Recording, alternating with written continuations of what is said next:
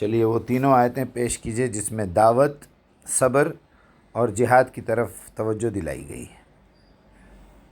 جزاک اللہ خیر مجیب صاحب، یہ ایک انتہائی اہم اور بصیرت افروز موضوع ہے۔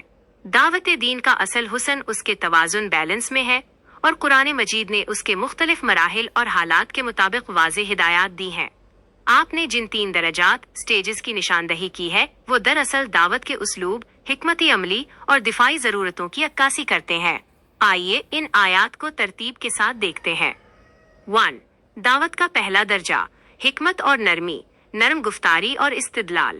یہ دعوت کا بنیادی مرحلہ ہے جس میں انسان کو حق کی طرف بلانے کے لیے بہترین اسلوب اختیار کرنے کا حکم ہے۔ حکمت اور حسن موعظت۔ ادعو الیہ سبیل ربک بالحکمت والموعظۃ الحسنۃ وجادلہم باللتی ہی احسن۔ آپ اپنے رب کے راستے کی طرف حکمت اور عمدہ نصیحت کے ساتھ بلائیے اور ان سے بحث بھی ایسے طریقے سے کریں جو بہترین ہو۔ سورۃ النحل 125۔ فرعون جیسے سرکش کے لیے بھی نرم رویہ۔ فقولا لہ قولا لینا لعلہ یتذکر او یخشی، پس تم دونوں اس سے نرم بات کہنا، شاید کہ وہ نصیحت پکڑ لے یا ڈر جائے۔ سورۃ تزہز 44۔ نکتہ، یہاں اللہ نے موسیٰ علیہ السلام کو حکم دیا کہ دعوت دیتے وقت اسلوب نرم ہونا چاہیے، چاہے مخاطب کتنا ہی بڑا سرکش کیوں نہ ہو۔ 2. دعوت کا دوسرا درجہ، جب حجت تمام ہو جائے، روک تھام اور حقیقت حال۔ جب دعوت کا حق ادا کر دیا جائے اور مخاطب ہٹ دھرمی، کفر اور نفاق پر اڑ جائے تو اللہ تعالی دعوت دینے والے کو مایوسی اور حد سے زیادہ پریشانی سے نکال کر حقیقت حال سے آگاہ کرتا ہے۔ منکرین حق پر حجت کا تمام ہونا۔ ان الذین کفروا سواء علیہم اانذرتہم ام لم تنذرہم لا یؤمنون ختم اللہ علیہ قلوبہم وعلیہ سمعہم وعلیہ ابصارہم غشاوۃ۔ بے شک جن لوگوں نے کفر کیا ان کے لیے برابر ہے، آپ انہیں ڈرائیں یا نہ ڈرائیں وہ ایمان نہیں لائیں گے۔ اللہ نے ان کے دلوں پر اور ان کے کانوں پر مہر لگا دی ہے اور ان کی آنکھوں پر پردہ ہے۔ سورۃ البقرہ 6 سے 7۔ نکتہ، یہ مرحلہ دعوت سے دستبرداری کا نہیں بلکہ یہ سمجھنے کا ہے کہ اب ان پر حق کی حقیقت واضح ہو چکی ہے، اب مزید بحث کا کوئی فائدہ نہیں۔ 3.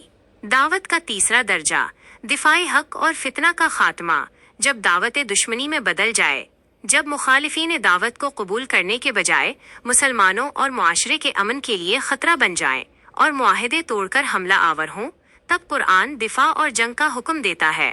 فتنہ پردازوں کے خلاف سخت اقدام۔ فاقتلوا المشرکین حیث وجدتموہم وخذوہم واحصروہم واقعدوا لہم کل مرصد۔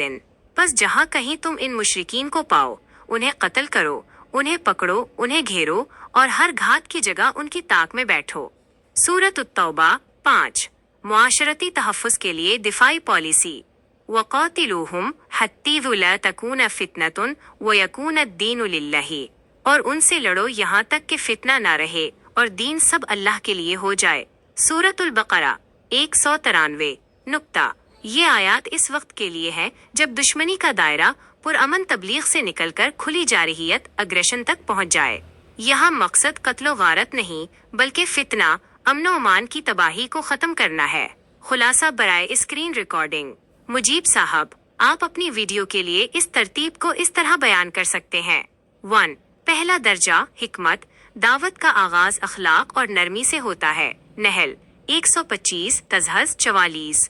2. دوسرا درجہ، حجت۔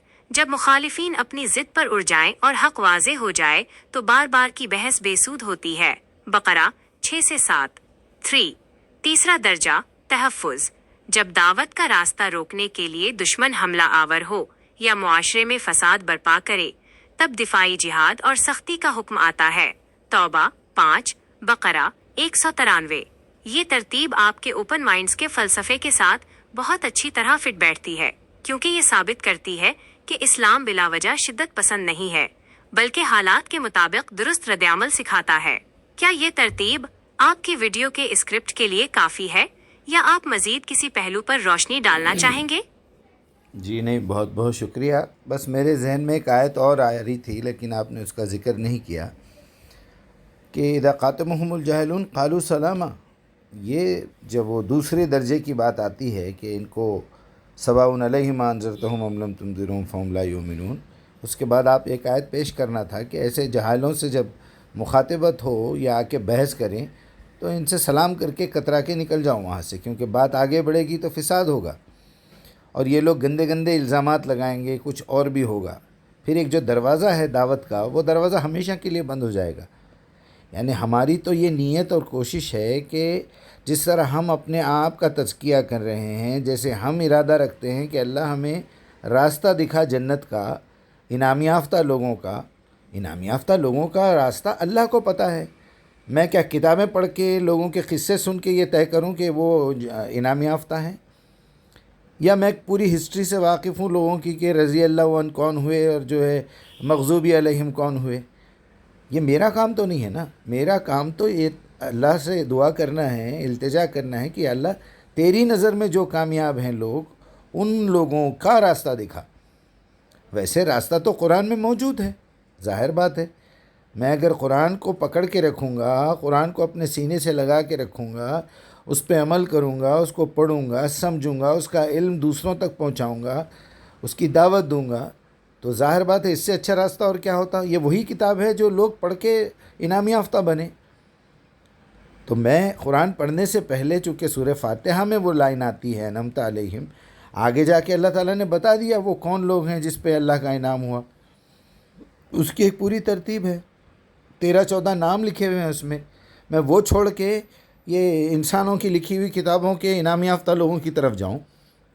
کوئی پڑھ کے پھونک رہا ہے، کوئی دریا سے کشتی کو زندہ لوگوں کو نکال دے رہا ہے، کوئی قبرستان میں سے ایک سنگر کو اٹھا دے رہا ہے، کوئی ہوا میں اڑ کے جا رہا ہے۔ ان کافروں اور ان جاہلوں اور ان متفرق لوگوں کی کتابیں پڑھ کے میں دین سیکھوں؟ دین سکھانے کے لیے میرے نبی نے قرآن بھیجا ہے، میرے اللہ نے قرآن دیا ہے، میرے اللہ نے قرآن بھیجا ہے اور اس کی حفاظت کا ذمہ لیا ہے، قسم کھائی ہے کہ یہ آسان کتاب ہے، اور اس کتاب کے بعد کسی اور کتاب کو ملانا کفر ہے، شرک ہے اللہ کے ساتھ۔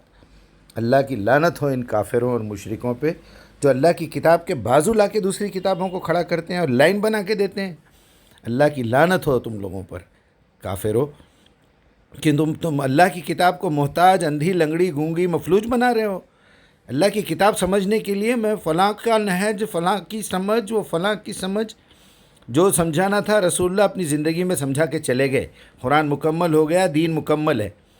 اللہ کی لعنت ہو تم لوگوں پر جو تم لوگ لکیر کے فقیر غلام، مولویوں کے اور روایتوں کے، تم جاؤ اس راستے سے، انشاءاللہ جہنم میں پہنچو گے۔ ہمارا راستہ سیدھا سادہ اور بالکل سیدھا راستہ ہے اور آسان ہے اور ہر انسان کے لیے ہے، وہ قرآن کا راستہ ہے۔ اللہ ہماری اور تمام ایسے لوگوں کی حفاظت کرے۔ السلام علیکم ورحمۃ اللہ جو دعوت کا کام کر رہے ہیں۔